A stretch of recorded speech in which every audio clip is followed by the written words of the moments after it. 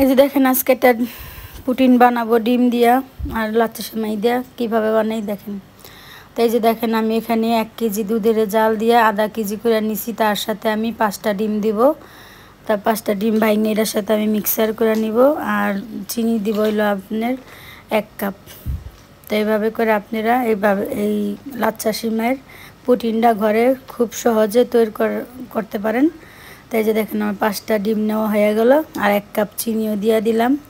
আপনারা যেটুক মিষ্টি খান অতটুক পরিমাণ আপনারা দিতে পারেন, যে যতটুক খান তো আপনাদের মতন আপনারা দিতে পারেন। তাই যে দেখেন আমি এটা একটা দিয়া আপনি সুন্দর করে এটারে হাতে মিক্সার করে নিলাম। এটা নেওয়ার পরে আমি এটাতে একটা লাচ্ছি সেমাই 1 প্যাকেট লাচ্ছি সেমাইয়ের আমি অর্ধেক দিব হইলো এই দুধের মধ্যে, আর অর্ধেক আমি এটা ভাইজা উপরে দিব। তাই যে দেখেন আমার লাচ্ছি সেমাই অর্ধেক দেওয়া হয়ে গেল। তাই যে এটা দেওয়ার পর আমি অল্প অল্প করে দিবেন, একবারে দিতে যাবেন না, একবারে দিতে গেলে জিনিসটা চাকা হয়ে যাব। তাই যে দেখেন আমার দেওয়া শেষ। এখন আমি এই যে চিনি একটা মল নিছি, 1 কেজির একটা কেক বানাই, মলটার ভিতরে আমি যে চিনি দিয়া সুন্দর করে এটা ক্যারামেল বানাই নিব লাল। তাই যে আপনারা এইভাবে করে চিনিটা গালায় ক্যারামেল বানিয়ে নেবেন, বানাইয়া তো এইভাবে করে পুটিনটা আপনারা তৈরি করবেন। দেখেন কত সুন্দর লাল হয়ে গেছে। তো এইভাবে করে আমি লাড়াচাড়া দিয়ে সুন্দর করে নিলাম। তো আমি 1 চামচ ঘি দিলাম। ঘি দেওয়ার পরে তো এটাতে আমি একটা মনে করেন যে সেমাই ভেজে কেউ ঘি দিতে পারেন, কেউ বাটার দিতে পারেন, কেউ তেল দিতে পারেন, যার যেটা খুশি। এই যে দেখেন আমি এই সেমাইটা একটু ঝুরা করে রাখছি, এটা ঘিতে ভাইজা এটা আমি পুটিনের নিচে দিব।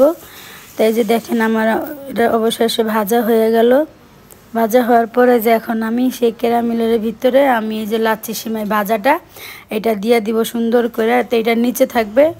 তারপরে আপনার ওই যে যেই মিক্সারটা গুলায় রাখছি ওইটা এটার উপরে ঢাইলা দিব।